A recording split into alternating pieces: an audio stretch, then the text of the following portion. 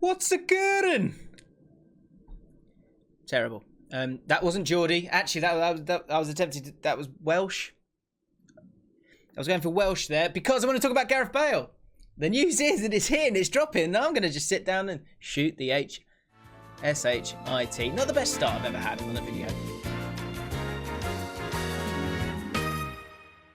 Apologies for that, but let's talk about Gareth Bale and his proposed move to Spurs. Now, I will be talking about this in detail, of course, with my boy Flav on the Jaffin podcast. If you haven't checked out the Jaffin podcast or any of the delights on the James Lawrence Allcott channel, now is the time. Hit that subscribe button. Let's get ourselves moving up to 60,000. We hit 50,000, by the way. Woohoo!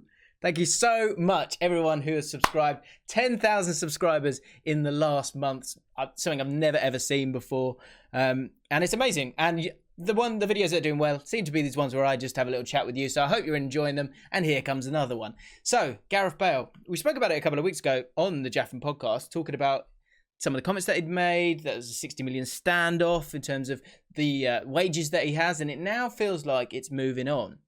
The transfer window is getting further and further, or closer and closer to its deadline date, slamming shut as it always does. And Gareth Bale is the figurehead of it. A lot of talk about Sancho to Man United, but also a lot of talk about Gareth Bale to Man United. Let's get that out of the way first and foremost. I don't get it. I don't see it. I don't understand why Man United would go and get him. A year ago, maybe. Now, with the principles that they have in place as a club, I think they're kind of moving in a very different direction. And I understand why this works for Spurs and doesn't work for Man United. The reason for that is Solskjaer's been very clear in what he wants to do. He wants to set up a squad that builds and creates world-class players instead of picking them up at the other end of it. The reason that often happens, and it's becoming more and more important when it comes to football players now, the age of these players is huge because the sell-on value is huge. I don't think we saw that same focus as we do now. Being 31 wasn't the end of the world. Now, it's a real problem because you're not going to have that sell-on value. That's the problem with Gareth Bale. The reason why it works at Spurs, on one hand, and I'll be honest, actually, as I've digged in deeper, I'm not so sure about this anymore, but I'll get into that in a second. The reason why the Spurs fit works a bit more is one, him going home, but two, the identity or the mandate of both Man United and Spurs at the moment. And this is why I don't see Bale going to Man United at any point. And I'll tell you what I think will happen at the end of this video as well. But I think the reason it works for Spurs is because Jose Mourinho's mandate is win a trophy. That's it. Get it done. He's done it at every single club that he's been at. He's won a trophy. And he needs to win one here. And so for Gareth Bale, that gives Spurs a much more appetising attacking outlet. It gives them more depth in that area as well, which has been the stumbling block for Spurs for a long period of time, where you've got injury-prone players that keep getting injured. That's why they're injury prone. And you don't have the quality to bring in after it. Now, last year was a bit of an exception. The level of injuries that they had, which was highlighted in the All or Nothing video, which I've done a video on if you want to go and check that out. That's on my channel. Or, yeah, I'll put a card up. There it is. It was highlighted in a big way, all the injuries. And to be fair to him, they were there. So bringing in someone who is a little bit injury prone is a bit of a strange one. But Gareth Bale is loved by Spurs fans, and more importantly, Real Madrid have had enough and Gareth Bale has had enough. According to reports, a great article on The Athletic, go check it out. There's reports that he's fed up. He wants to play football now. Enough's enough. I spoke about this in the Lionel Messi video. I think there's a group of players that once you get to 30, 31, you know, you're faced with your own mortality as a footballer and you want to do as much as you can whilst you can. And that's what Gareth Bale is getting to, the point of the amount of games that he's played. We can take a look at his decline at Real Madrid in terms of the games that he's played. Let's take a look at that. So this looks a little bit messy, but if you look at I can highlight it here, that since he's been at Real Madrid, the goals that he's scored, of course, when, you know, an amazing final season at Spurs that got him that 21 goals. But moving on, first season at Real Madrid, what a dream for him. 15 goals, that goal in Copa del Rey as well. So that iconic winner, which he's got quite a few of these, hasn't he? And then the year after that, 13, 19 goals as well for Real Madrid. He's had a really good time of it, and he is a world-class talent. Is he still the player that he was then? I'm not so sure, because you can look at this two ways. One, you see this final season, 2017-18, and then the drop-off that partly is down to injuries, but he's had injuries throughout his time at Real Madrid and still is able to get into double figures each year. But in these last two seasons, 2018-19 and last season, the amount of goals that he scored, as I say, partly down to injury, but obviously in a big way down to his relationship with Zinedine Zidane, highlights two options when it comes to your opinion on it. One could be the idea that Gareth Bale is not the player that he once was, that the injuries have taken their toll on him, and that he's not the player that he once was, as I just said a second ago. Or you could look at it differently. You could look at this and go, this is a player that, yes, he has had his injuries, but he maybe has been a little bit worn out. There could be that element of Michael Owen syndrome there with him, but I'm not totally sure on that. I feel like he could have played a lot more for Real Madrid in the last 2 years. He hasn't been selected by Zinedine Zidane. So that's a big reason why he hasn't had the amount of games. And often we do look at these numbers. We don't concentrate on the human, which we must always do.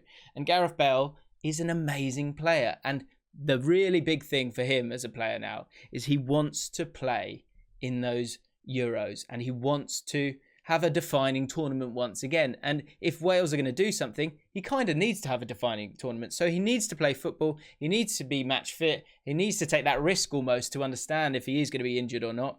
So for Gareth Bale, this is a no-brainer. You go back to Spurs. You're an integral part of it. The fans love you. You've still got great years left of you. You're back in an area that you've lived in before. Life is great. Life is good. You're still getting your 600 grand, which is, of course, a stumbling block in this, has been for years. And life's great for you. For Spurs, they have to pay 300 grand to a player that they're not 100% sure is as good as he was. But in the big games, in the big moments, I think he is a Jose Mourinho player. It looks as though Daniel Levy is the chairman of Spurs. He's desperate to have him. He's got a real soft spot for him. He wants him back at the club. And as he looks to move Spurs from being a small club, mid-table Premier League club, to becoming a juggernaut, when you think of that £1 billion stadium, the NFL deal, and the players that he's been able to kind of move forward and get them to being a regular top six club, the kind of Gareth Bale is the kind of player that they do need right now in terms of options up top.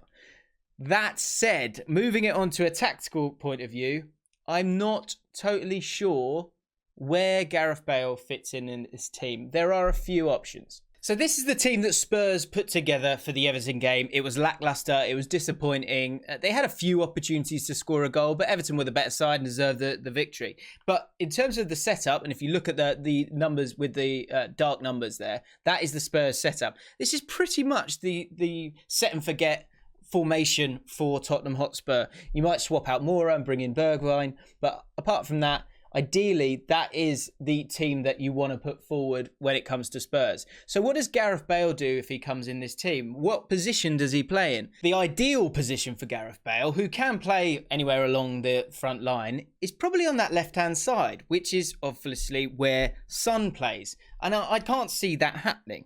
But what this does do for Spurs is it gives them lots of options. On the right-hand side, that's a massive upgrade on someone like Lucas Moura, who I like, but doesn't have that physicality that Jose Mourinho would probably want. In terms of an understudy for Harry Kane as the striker, he's always going to be that number 10. So you have two options. Do you play 4-4-2 and let Gareth Bale, who is a little bit older, maybe play in a bit of a Ronaldo role, or just maybe be a bit more economical with the sprints that he puts into a game? That's something that I think most managers would be looking to do with someone like Gareth Bale. Or do you just play him on the right and let Son play on the left, play that front three, and have someone like Dele Alli drop out, and you bring in someone like Lo Celso and have a more compact midfield three that's a little bit deeper, and you let those front three do what they want? The big thing for Jose Mourinho is he's always talking about transitions. He loves fast transitions because it allows you to defend quite deep. The All or Nothing documentary is talking about pressing all the time, but I've got to be honest, I don't see that on the pitch when he plays. Maybe it's lazy pressing, maybe there's not the same functionality. Maybe this Spurs squad has not got the same zip that it had a few years ago, and psychologically they're a little bit tired, but the work rate isn't there right now. And generally, Mourinho, he's more about stopping the opposition and then hurting them in the transitions. That's where you saw him at his best with Real Madrid. In the transition, they were superb. And someone like Gareth Bale would fit into that if he can stay fit. Gareth Bale could play as a striker. He could play on the right. He could play on the left. He gives you great options. The sad thing, I think, is it stops someone like Bergwijn coming through. You only bought him in January, so that feels like a waste of 30 million. But talking about money, when it comes to this, 300 grand, I think the big thing that Real Madrid will make absolutely sure and has to be in this deal is this isn't a 1-year deal. If it's going to be a loan deal, it'd be at least 2 years. That's because they're sick of him. They're absolutely sick of him. They want him off the books. And if they have to pay that money to get him off the books, but you cut off half the wage bill, then so be it. Because Gareth Bale has proven so far. I mean, you can try and bluff him a bit like Barcelona did with Lionel Messi. But I think Gareth Bale's made it quite clear that he wants his money. He wants to keep his money. It's too much to swallow. So Real Madrid are going to have to get on with that. For Spurs, it could get them the trophy. Medium term, long term, is this a smart move? I'm not so sure. I think actually, tactically, the problem you will have with this is that it's going to be quite a fluid forward line if you have Bale, Son and Harry Kane. And does that suit the way Mourinho wants to play? No, it doesn't. I like the transitions, but otherwise, you might not be able to get the same fluidity with Gareth Bale in the side. That said, I'd love to see him back in the league. Can he be as good as he was before? Let me know in the comments below what you think about this. Spurs fans, do you just want him back for the nostalgia feeling? Or do you actually think he can take Spurs to the next level? My final thoughts on this are, I get it. You wouldn't say no if you're Mourinho. The rumours are that Mourinho isn't actually the one who's sort of driving this. As I said, Daniel Levy is the guy who wants to get this deal done. You take him. If it's not your money, you might as well take him. You know he's a good leader. You know that he's desperate to prove a point. And that's the kind of mentality that Jose Mourinho wants in his squad. So if I'm Jose Mourinho, I want him. If I'm a chairman, I'm not sure I do. Those are my thoughts on it. What are your thoughts on it? Let me know in the comments below. If you enjoyed this video, hit that like button. It helps me massively in terms of getting the views up and getting the channel out there to different people. And if you really enjoy the content, hit that subscribe button. Don't miss the podcast with Flav. We're going to be talking about it, no doubt, in detail when it comes to Gareth Bale. What transfer it would be? Would it be the biggest one of the transfer window? Let me know in the comments below, and I'll see you next time.